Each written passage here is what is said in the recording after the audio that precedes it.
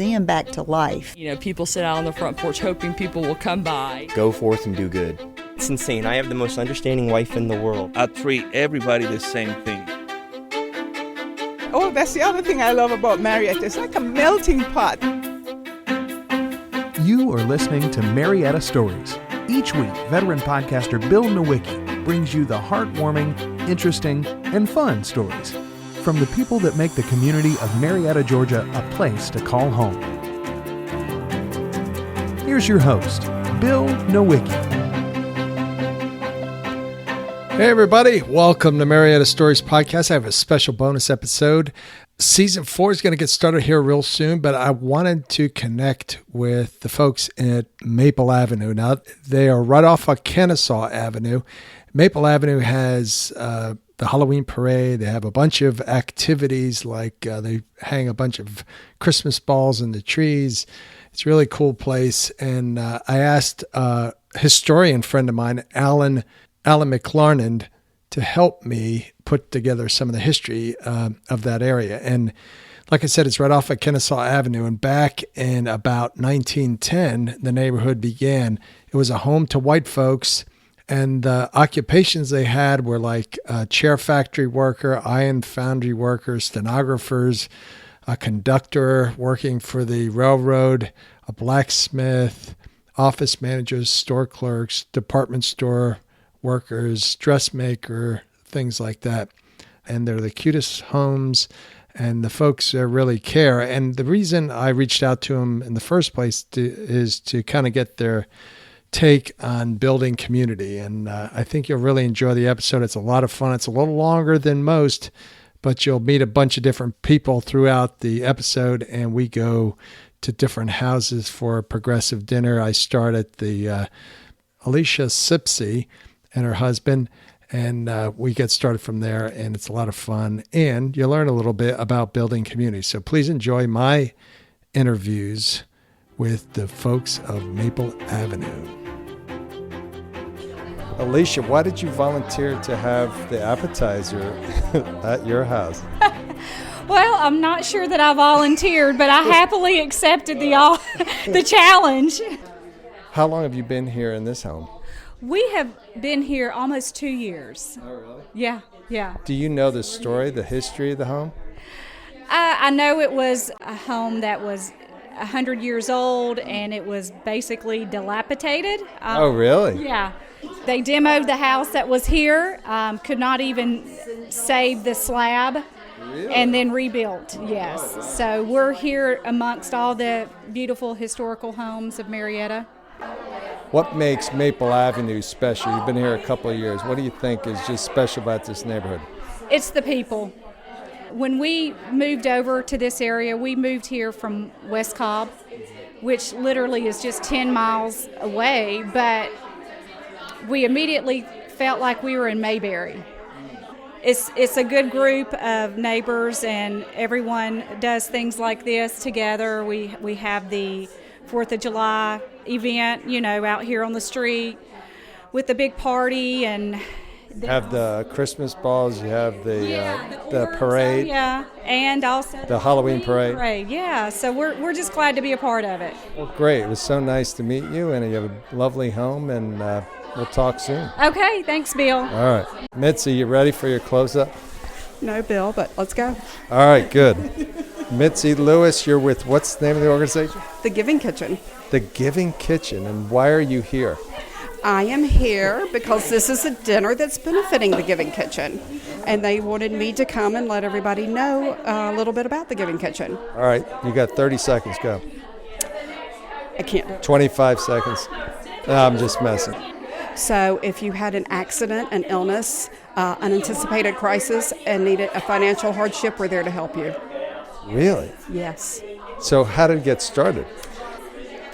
Back at the end of 2012, a young chef, mid-30s, named Ryan Heidinger, worked at Muss & Turner's, went to New York for 24 hours with his soon-to-be brother-in-law, Ryan Smith, came home, didn't feel well, went to the doctor, was diagnosed with stage 4 gallbladder cancer. That was around Christmas of 12. Ryan at that time worked for Muss & Turner's in Smyrna. Muss & Turner's, Local 3, got together with 30-plus chefs in the area within 3 weeks through a fundraiser called Team Heidi, and raised over $200,000 for Ryan and Jen, so they didn't have to worry about anything. Ryan could go get treatment. When all of this happened, and with the amount of money they raised, they realized the need for this in the industry. Unfortunately, Ryan lost his battle in early 2014. We have raised over $2.5 million in those few short years. We've given over 1,500 direct grants. We also have a stability network. We don't ever want to say no if you call us. How many folks are you helping out? Typically, we'll have 10 grants go out a week. And that's not only to the food server, but that's also benefiting the children in the household.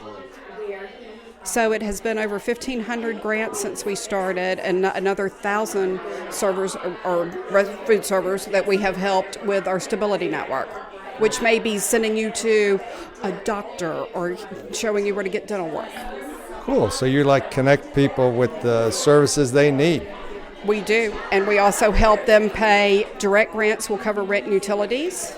Also, if you had an immediate family member pass, we'll help with funeral expense, get you to the funeral or the funeral cost.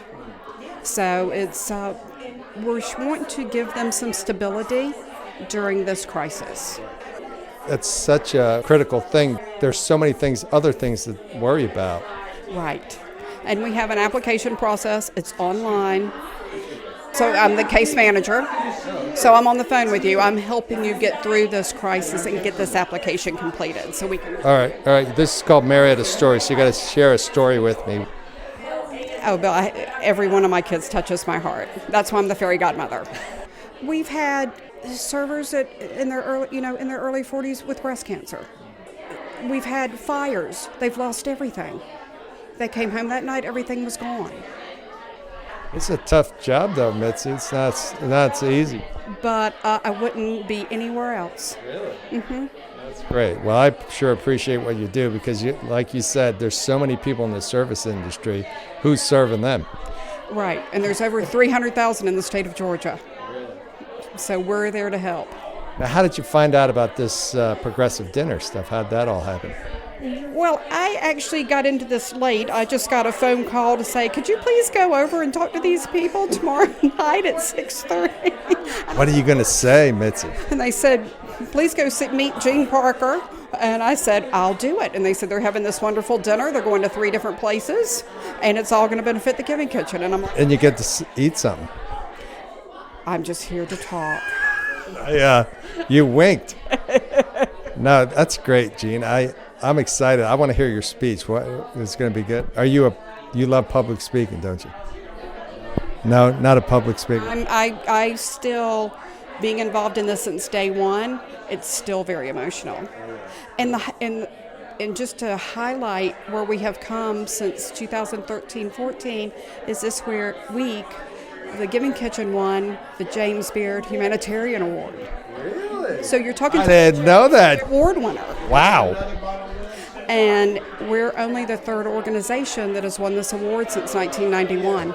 No way. Yeah, really. Are you going to speak in front of a large group? No, I'm leaving that to Ryan Turner and Jen Heidinger.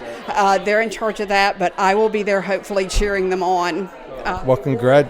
The actual award is given in May in Chicago. Wow, congratulations. Local non-profit that gets the James Beard Award. Nonprofit that is growing and is doing amazing things. Well, thank you so much for your time with me, and best of luck on your speech. Maybe have a little glass of wine, take the edge off. Thank you. All right, next up is Jean Parker. She's the one that I met with and talked to, and here she is. Thanks so much for the invite. It's been how many months since we first started talking? Right, during December, during the... I think it was before that. In the pilgrimage. Well, you did approach someone else, and then I They put you in between. Yes, and then I got put in between. Then I invited you over to my 118-year-old home to talk about doing a podcast and tell you all the things we're doing on Maple Avenue and all the surrounding areas. We're off the square progressive dinner. Off the square. I like it. Yes. Why were all the guys like separate in the back there? No, because they want to talk about the March Madness. Oh, yeah. And we want to talk about March Gladness. Ah, there you go. Yeah. Except for allergies for me. I don't know about you. Do you have allergies? Oh, I'm so thankful I don't. But I know the pollen has already started. It's bad.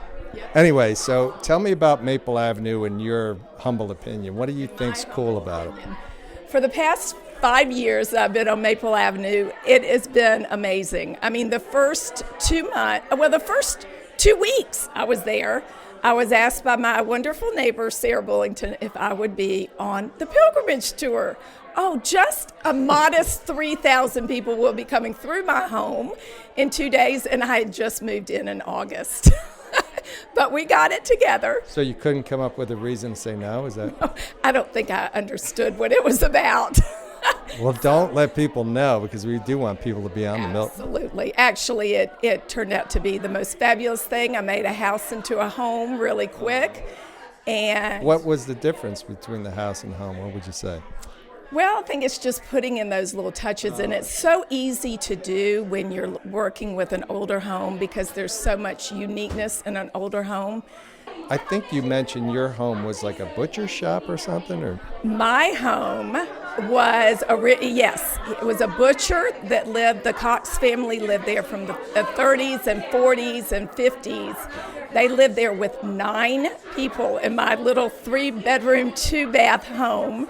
And he was the butcher, and he loved to bring home his choice meats for all the neighbors. And so he also had all of his cattle in our backyard, which was also including Moon Street. Moon Street was his farmland too. So, and he used to do pony rides and charge a nickel for a pony ride, from what we understand. He had ponies back there. And they had the in-laws as well as 5 children and the parents in that home. Wow. And the reason you know all these stories are people come to your house and bang on the door. Talk about that. Since I've lived there, I have had almost every single previous owner come and knock on my door. One time I was just with my best friend. We were actually going for a walk on Kennesaw Mountain, and all of a sudden, Parks Brown knocks on my door and says, I just wanted to introduce myself. I used to live here. And so he shared with me his stories about the home. And then I was very lucky to be next to the Mills home, which now Becky and Derek Ingram live in. But when the Mills lived there, that was his mother's childhood home. So Miss Mills came over and talked to me for about 2 hours about all the people that lived there while she was living there, and how the place had grown and how the place had changed. That's so cool. Neat. Yeah. You know, you could be living in probably a McMansion out West Cobb. Why did you move here in the first place? That is a good question. We were living in Sibley Forest in East Cobb. We raised our children there, and my daughter, that was 21 at the time, she wanted a historical home. So we came looking over here. She had her college fund, but she had full hope. So she decided to use her college fund for a down payment on a house, and she bought the former Mayor Dunaway's childhood home on Seminole. Well, I absolutely fell in love with it. She had a side porch, this big front porch, a back porch. I'd come over and we would decorate together and have so much fun. And then about 3 years later, we were at the point in time where we needed to downsize. I said, Claire, come on, let's go find a home. And we did. We lucked into it because that home was only on the market for a week. Yeah, they go really fast. Yeah. In fact, most of them don't even go on the market. It's usually word of mouth. Yeah, I think Emily what's her last name? Hogarth. Hogarth. Yeah, she tells a story about that. But okay, so you have the main meal at your place. Yes. So you don't seem too stressed. I'm not too stressed. We have 4 dinner hosts. So 1 appetizer host, 4 dinner hosts, so that we can have smaller crowds. Yeah, very smart. And then we go to the Trimbles for our dessert, which is a gorgeous home. Pre-Civil War. Is it really? If I'm not mistaken, it's post-Civil War. pre-Civil War. Well, cool. I'm so glad we were able to work this out. And you have the Giving Kitchen here. Yes, and we're excited about giving them a $1,000 check from Really? our little progressive dinner, and we're going to present them with that. We hope to do this every year. We do 2 progressive dinners a year, and 1 progressive dinner will be always toward charity. Oh, that's so sweet. Well, thank you so much for the invite, and I'm excited to be able to talk to some more folks here. Absolutely. All right. Thank you. Wes Hogarth. Now, why are all the guys outside? First question. So the beer is outside, and that's why all the guys are outside. And it's just a really good place to hang out. I mean, you got the patio, we got the Kamado Joe we can look at or whatever, and it's just a great place to hang out. And all right, let's go out there, Wes. All right, let's do it. We can move. We don't have to stand in one spot. All right, there's some women out here now. It's changing. The demographic is changing. Watch out. Oh, my God. All right, watch out. They're all looking. I'm not talking to you guys. Don't worry. You can keep drinking. All right, Wes. So it's a lot quieter out here. Yeah, it's nice. You get to hear the birds, man. You get a nice breeze. Like a play-by-play. Yeah, this is nice. So you're actually part of this progressive dinner tonight. That's right. Got roped in by wife and Gene Parker, and we're really happy to do it. Are you really? Are you stressed? Not stressed at all. Ain't no reason to be stressed, man. Why stress? What do you have? What are you serving? Well, Piastra provided the food tonight. Oh, that makes it easy. We're going to get some delicious mushroom chicken risotto there. We got a nice salad. It's going to be delicious. All right, man. So what do you do for a living? So I'm an IT manager for Georgia Tech Research Institute. Really? Absolutely. So I work a lot with IT operations, providing infrastructure and network support to all of our employees that are doing research for the Department of Defense. Really? Yeah. Are you doing like AI work? I don't personally do AI work, but there are some areas of GTRI that do AI work and quantum computing. Wow. I heard that you guys got your house by walking around and kind of banging on doors. Is that true? That's absolutely right. See, I've been doing a lot of research. Sounds like, hey, you know what? Hey, as a person that's interviewing, I appreciate someone who does their homework. So yeah. We lived at 70 Maple for a few years, and then my wife was at a yard sale next door, and she heard that the people that were at 84 Maple were going to be moving out, so she just walked over and knocked on the door, started talking, and then they introduced us to the homeowners that were originally from Paulding County. They were an older couple, and my wife was from Paulding County. Oh, there you go. That was your in. That's right. So they made the connection. Sweet old couple, very, very, very nice. And then Now, what did you do in that whole thing? I didn't hear your name come up. You just kind of watched? I just watched and let her work her magic, her Paulding County connection magic. Now, how did you guys meet? You don't seem like, college, right? That's right. We met in college at Kennesaw State. I went to Southern Polytechnic prior to the merger, and we met in 2011. Make it sound like this big thing prior to the merger. Hey, you know what? There's a lot of people Southern. Oh, really? They're still holding on to the Southern Poly? Hey, you know what? If you find the stuff on eBay right now, it's a hot commodity. All the Southern Poly memorabilia and swag. Oh, really? So people were stealing Southern Poly signs and Southern Poly memorabilia in like 2014 and early 2015, right before the merger was like officially happening, because people didn't want it, just be gone by the wayside. I didn't know that, man. That's controversial. Yeah, I mean, so you can go pay like $500 for something on eBay right now with like Southern Poly logo on it. I mean, it's probably like the black market or something. Really? I didn't know that. That's fascinating. So you have a degree in information technology. Makes sense. And a master's in systems engineering.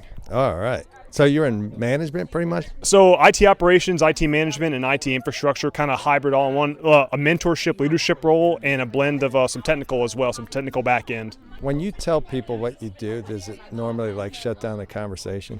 Not shut down, but some people are like, you do work for the DOD? Like, that is interesting. And some people are like, I have no idea what a computer is, and all I know is that my husband works on the computer, and sometimes I yell at him because it doesn't work. And then some people tell me, hey, you fix computers, right? So I get all different various types of reactions. What's your go-to line like when you meet people are just like deer in the headlights? So I tell people my go-to line is that I make sure the systems that we work on don't blow up. Yeah, that sounds good. That's pretty good. Well, Wes, this is quite a night. It's beautiful. It's not raining. It's the day before St. Patrick's Day. You have any big plans for tomorrow or tonight or anything besides the dinner? So after tonight's over, just going to enjoy the rest of the night. And then tomorrow I'm going to watch some basketball. Oh, yeah, big basketball. Big basketball fan. I'm going to watch the bracket reveal for March Madness and then start filling out my bracket. All right. Who do you think's going to make it all the way? KU? Nah, not KU this year. If Zion stays healthy, I think Duke has a good shot. But I'm actually really looking for someone like Yeah. I cut him off. Don't worry, folks. I'm going to get him here in a second. Kentucky. Tennessee puts a lot of pressure in the ball, and they have a good three-point shooting team, good defense. I would probably say someone like that, but Duke is never a team to be counted out. Michigan State always goes pretty deep. The thing about basketball this year. Damn, you're like 20 questions deep. So basketball over the last 5 years has been really, it's been a lot of parity, right? There's no big super dominant teams. Everyone beats everybody up in the regular season. People get injured. Rosters go 7-8 deep, and they just rotate people in and out. Okay, you're going to bore the people of Marietta stories now. But come on now. No, you're going way too deep, Wes. Wait, you got to. But who are you picking? If I had to pick right now, I would probably Duke. Duke. You got to go with Duke. Yeah, they're hot too. You got to go with Duke. All right. Well, thank you so much, Wes. I'm going to go catch up with your wife, and I'm excited, man. This is pretty well organized too. Yeah, absolutely.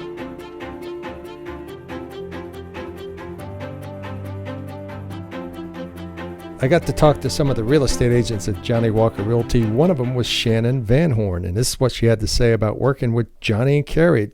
I've been with a couple different brokers, but this is by far my favorite. Literally nothing that they haven't been able to find an answer for me. If they don't have the answer, they're going to talk to each other and figure out an answer and then get back to us. When I tell people that I'm now at Johnnie Walker Realty, there's nobody that doesn't know who they are. So that's nice. Real estate agents that are happy do better for their clients and the business. That's what I think is helping Johnnie Walker Realty grow so quickly. Remember, they're at 262 Church Street, just down from the square. Check them out. Up next, Becky Ingram. Becky, you have your address on your...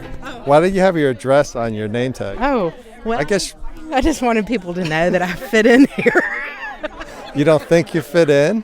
I don't know. This isn't on, is it? Yes, you were on. Oh. I'm not editing any of this. Okay. Well, what you say. Okay, I will. Well, Becky, I met you at the meeting when we were talking about being on Marietta Stories, and we talked about, I think someone mentioned that not having a garage is very important on Maple Avenue. Why is that? Because Sarah Bullington likes us to make sure that we say hey to everybody when we come home from work or come home from the grocery store. And if you have garages, then you can't see everybody. So that's true, but they can't see you like dropping your mayonnaise in the driveway if you have a garage. That's exactly right. Yeah, we love Maple Avenue.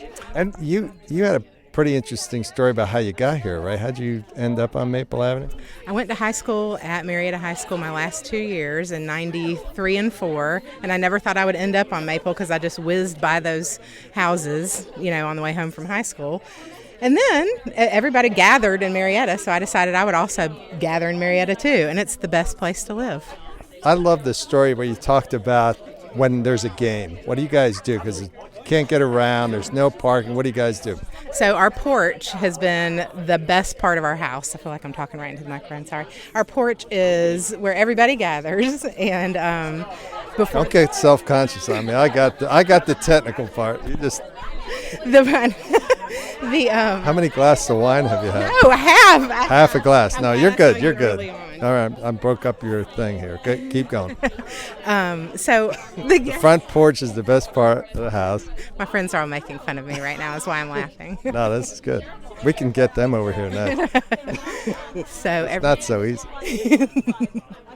Let's see. So for the games, front porch. Everybody comes to the porch. And I had no idea people would just come and do that. So our refrigerator's always open. People are always just looking for, a little entertainment before the family time at what's the new thing that they do? Family thing with all the jumpies at the games. Oh, I don't know. Yeah. So beforehand, everybody comes over. We have a good time. Kids play in the backyard. Tailgate? Yeah, pretty much. Yeah. So we do a little adult tailgating before we go over to the high school game. But you don't. So instead of getting worked up about not being able to get around, you just like, let's party. Parks, and everybody hangs out, and we watch everybody go by and get excited for the Marietta Blue Devils. That's so sweet. You never thought you'd live near the high school or any of that. So what's different about living where you're living now versus where you used to live? Well, I didn't live too far away, but I lived down the street from my old parking space at Marietta High School. So every time I pass that, I have all these memories, and I think, oh gosh, we really had a good time in this parking lot. And now I live 3 houses down from it, and it just is very bizarre, but so fun, like childhood memories and now adult memories with all these fun people. Yeah, well, it's great, and I appreciate your time and allowing me to come up and show up. Thanks. All right. Up next, Sarah, Bullington. Hey, Sarah. Yeah. This way, Sarah. How you doing? Good. How are you? Well, you got quiet all of a sudden. No, that's very uncharacteristic for me. I'm not used to having a boom mic in my face. You're kind of a ringleader. Oh, I heard I've you been were the called one, worse. but you're kind of the one that got things really moving with the progressive dinners and the Halloween parade. Halloween parade. It was probably, I guess I'm guilty as charged. Why do you think it's important to have all this stuff? The Christmas balls, all that kind of, because it's work, people are busy. Yeah, well, I just think it's important to give people an opportunity to gather, and I think it needs to be easy. And with the Halloween parade, that's kind of what I've tried to do, is just provide a space for neighbors to get together and a fun environment where everybody's welcome. It's kind of taken on a life of its own. We had about 1,000 people this year. Really? Mm-hmm. Have you been? Yeah, I went like 5 years ago. I don't think there was 1,000 people. We've grown. Got cops now. Oh, we have cops. We have the roads blocked, and a few years ago we started closing Maple until like 8 o'clock. So it gives everybody a really safe place to trick or treat, and they don't have to worry about their kids running across the street. And we've had a live band made up of like local guys. They call themselves the Boo Kids on the Block. They joined together just for Halloween, and so it's become a big deal. But it's fun. We like to have fun. Now, a lot of people drive in their neighborhoods and they wave to their neighbors, and they, just have that kind of relationship. Why do you think it's important to have more of just waving type relationship with your neighbors? When the rubber meets the road, you need your neighbors. I think that life is not easy, and when you can have people that you can rely on it can be as simple as a cup of sugar, or it can be, daddy's had a heart attack, will you take the kids? You have to have that network and that support system in place. Especially as a mom with kids, you really need those other moms who can kind of take the reins when you need them to. And, I was noticing last night we were out on the porch, and it was just so nice because people were kind of out. It was finally warming up, and people were out walking their dogs. And I just thought to myself, like, we're so lucky to have sidewalks and porches, and I think that's what makes a neighborhood, honestly, sidewalks and porches. Now, how comfortable are you with your neighbors? Would you go out in your bathrobe? Absolutely. Really? You don't hesitate?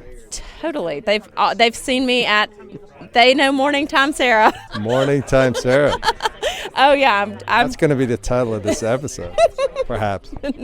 No, I would absolutely feel comfortable in my bathrobe. Totally. Really, all of Maple Avenue has probably seen me in my bathrobe at some point. You think that helps? Maybe.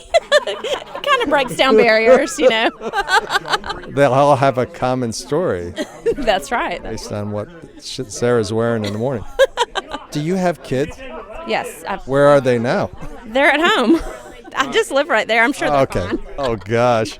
No, my oldest is 13, so she's babysitting tonight. Now, do you watch out for everybody's kids? Because that's the way it was when I grew up. I couldn't mess up on Walnut Street because it would get back. And in fact, last night when we were sitting on the porch, there were a couple kids, because the kids kind of free range, and now a lot of them are getting older and they're teenagers, and so they walk to the square, and I've known them since they were little bitty, and they're always so sweet and talk to the old lady in her bathrobe. But I think the kids feel safe, and with Session Street, my daughter loves to get with her friends and walk to Session Street and get smoothies, and Session Street stand? Yeah.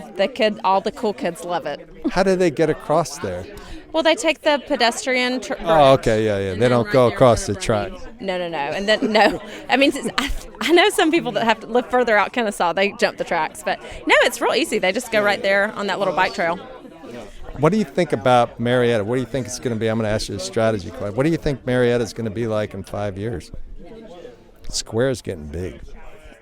They're putting in that food court thing. Yeah, I think. Excited about it? I'm very excited because I'm a family of 5 people and we can never decide where to eat. And so my dream is like we can just go there and everybody can get what they want and we can ride our bikes or walk. And I mean, so the convenience of it is great.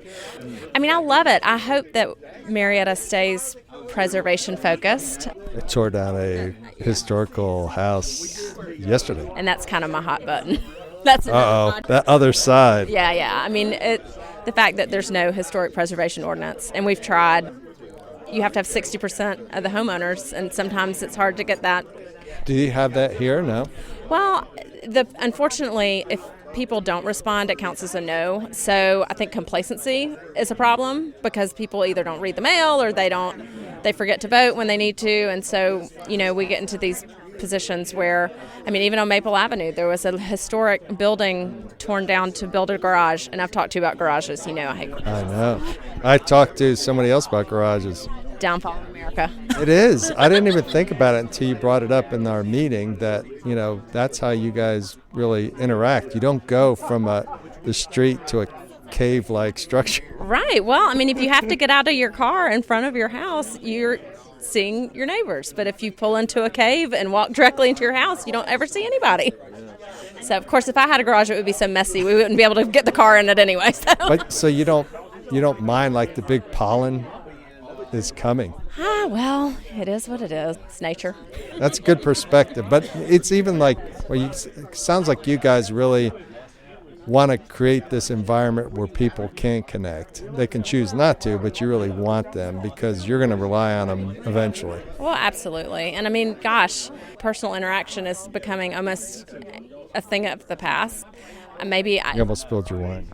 Huh? You almost spilled your wine on my shoe. Oh, no. No, I'm just trying to make it exciting. You're going to have to edit that out. No, I think you're right. People aren't interacting a way to understand. It's like a reactionary thing. Yeah, and I worry about our kids. Are they even going to know how to talk to people, at a cocktail party? You need those 8-year-olds to go to cocktail parties? Is that what you're saying? Yes, absolutely. In their bathrobe. In their bathrobes. All right. Well, thank you so much, Sarah. And are you on the Progressive dinner tonight?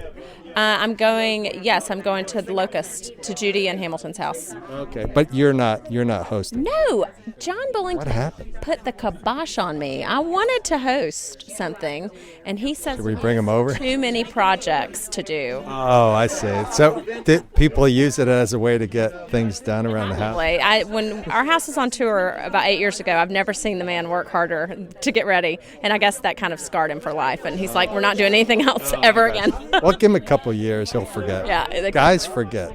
Yeah, hopefully. Yeah. All right. Well, it was a pleasure, Sarah. Appreciate your time. Nice talking to you. All right. Up next is Emily Hogarth, Wes's wife. All right, Emily. I found you. Wes, I got to tell you, Wes talked for like 10 minutes about basketball. Did he? That doesn't. It was not good. I think some games are on tonight, so that's, I said, who do you think's going to win? And like 10 minutes later, it's like, dude, you're killing the whole thing. This is about Marietta stories. It's not about basketball. Right? He does love basketball, though. I can tell. He's talking about injuries. I'm like, come on, buddy. This is getting kind of boring. There aren't any games in Marietta tonight, so, Well, we'll see if he's right. I don't know. You never know. So he was telling me the story about how you got your place on Maple Ave. Yeah. So He told me. Did he? Yeah, so you don't need to retell it, but the one thing I brought up was he didn't do anything in that story. Really? Yeah, he just watched you do all the work. I was the heavy hitter for that. Alden County, you played that card. Yeah, so he told you that we used to live at 70 Maple. Right. And I fell in love with... He's good with facts. Oh, he is. He knows his numbers. He's an IT person. So I fell in love with a piece of furniture on our next door neighbor's... I didn't know about the furniture. Yes.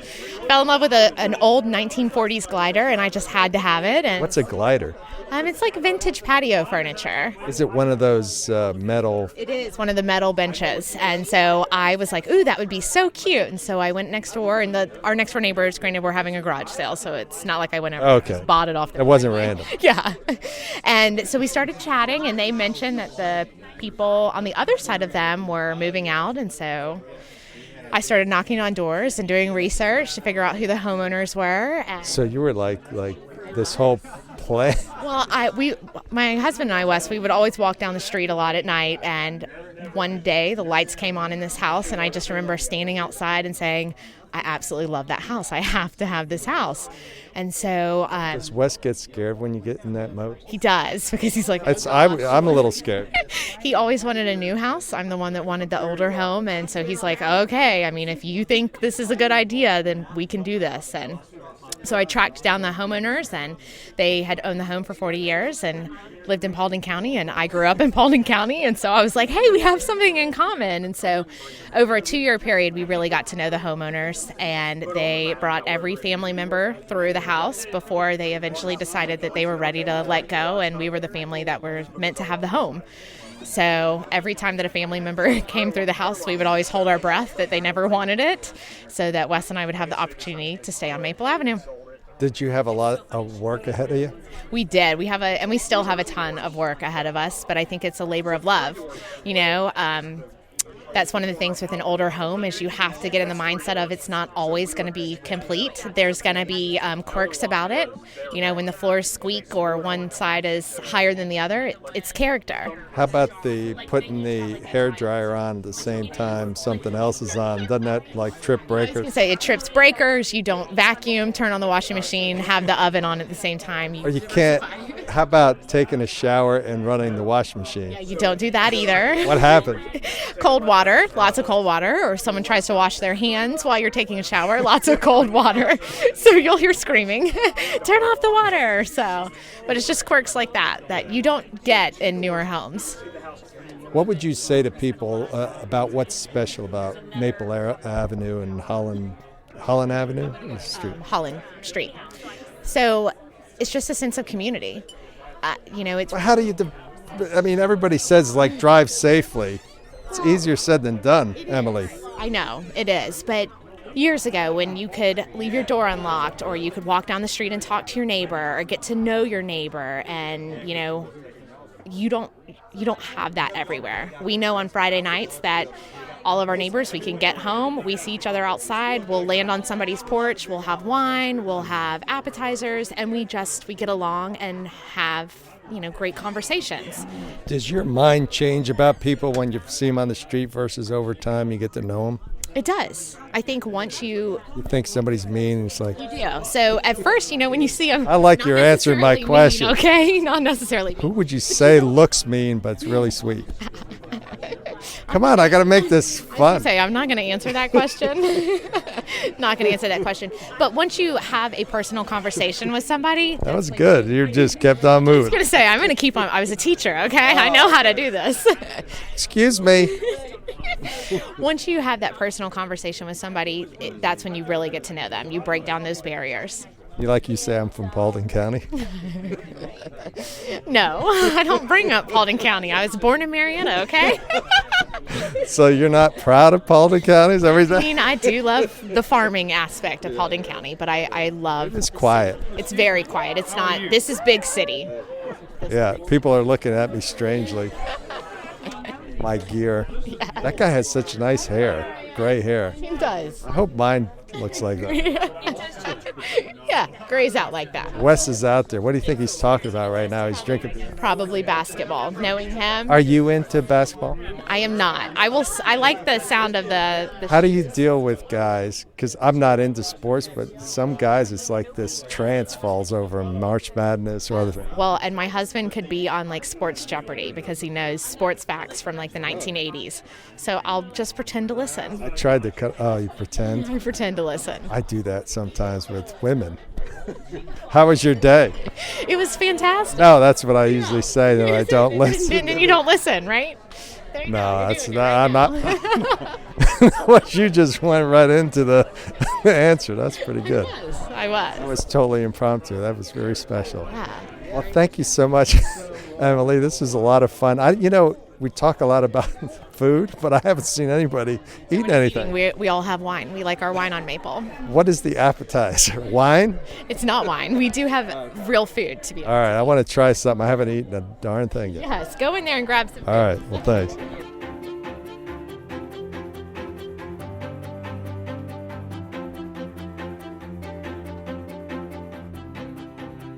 Catherine, what's your last name? Gagne.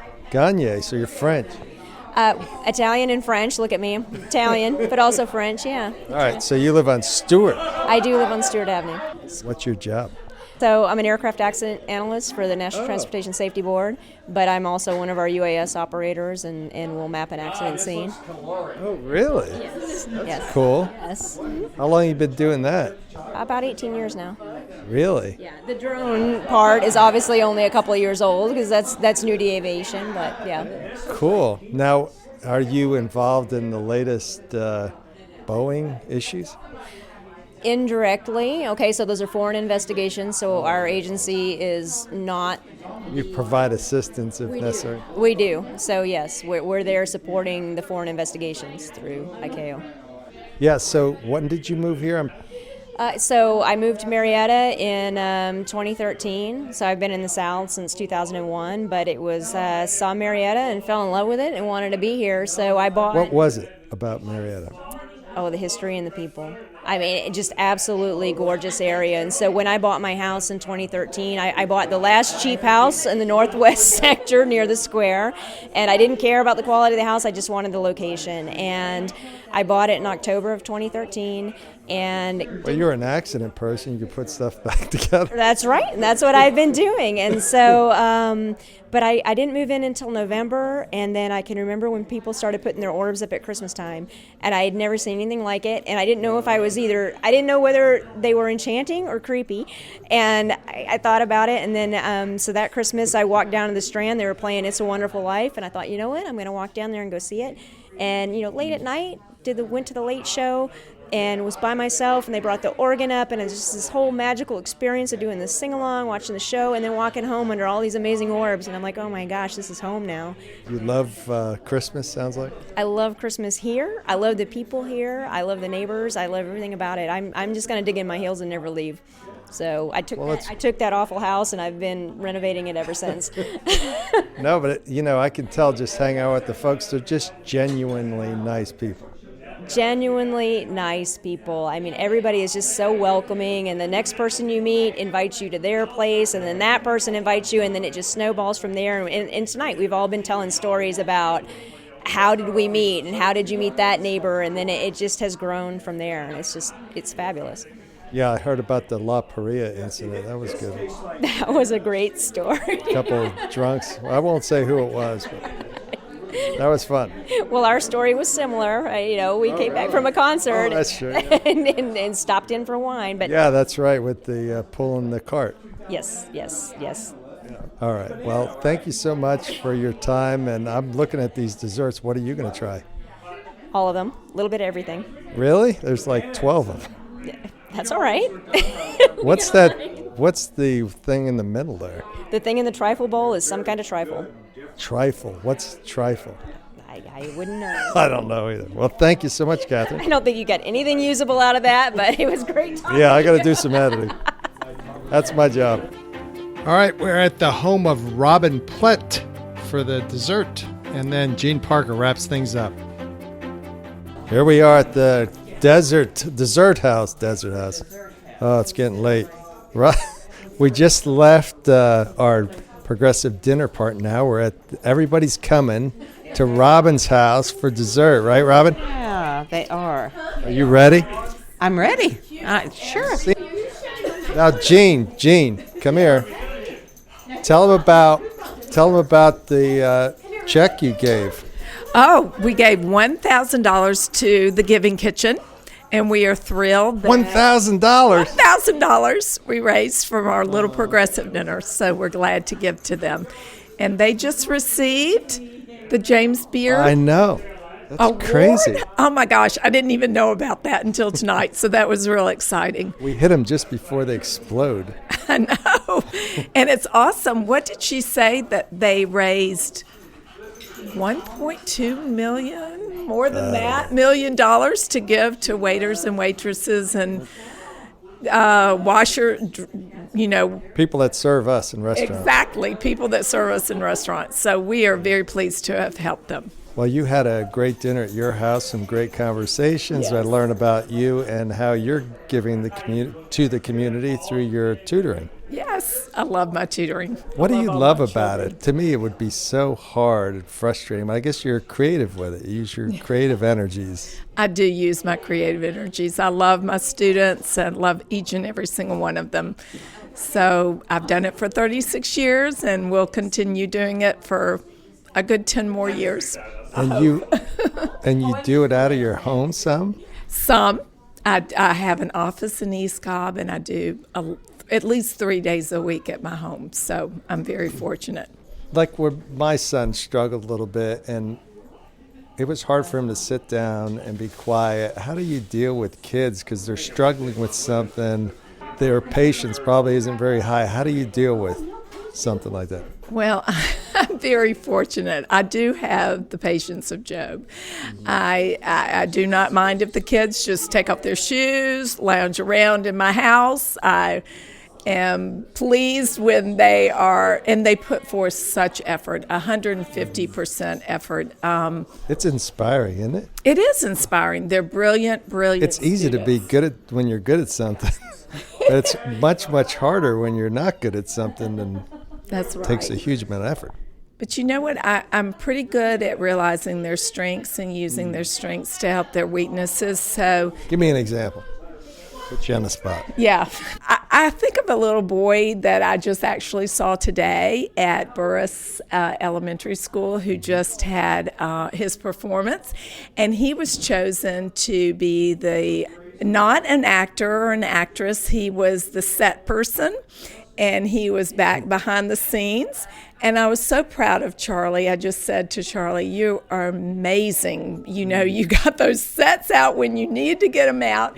And I'm patient with those things that he has to struggle with. Whatever comes to be, when we're doing a story, if we have to visualize it and do a story map and map it all out for him to understand it, we do that. If we need to go back and Google things so that he understands who the characters are, we do that. Every child is unique. Well, it seems like, I don't know if this is a stretch, but it seems like you apply in this neighborhood. You treat everybody as individuals. Absolutely. And you are creative in bringing them together and helping build Marietta, or keep Marietta a great place to live and bring up kids and do all the things that we do. So from the bottom of my heart, I want to thank you for what you do. I had a great time. My girlfriend and I hung out with you guys, and you're just sweet people. You care about the community, and I really, really appreciate it. Absolutely. Thank you so much. All right. Thanks for inviting me to the great Maple Avenue Progressive Dinner, and thanks to the Giving Tree. And guess what? Johnnie Walker Realty was named Best Real Estate Company in Cobb County, and I can't be more proud of them and all the work they do to make Marietta great.